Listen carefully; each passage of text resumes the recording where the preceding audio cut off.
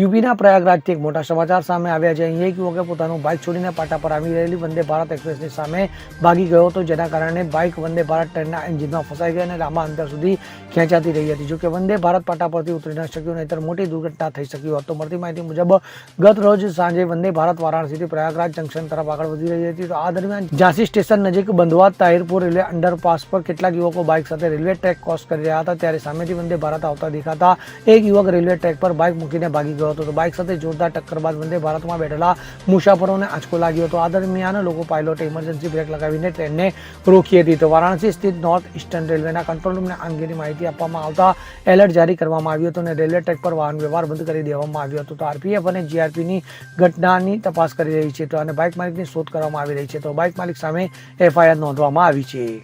Bureau report CN24 news. હવે જુઓ દેશ દુનિયાની તમામ ખબરો તમારી આંગળીના ટેરવે। ઉઠાવો મોબાઈલ અને ગૂગલ પ્લે સ્ટોર પરથી ડાઉનલોડ કરો અમારી CN24 ન્યૂઝ મોબાઈલ એપ।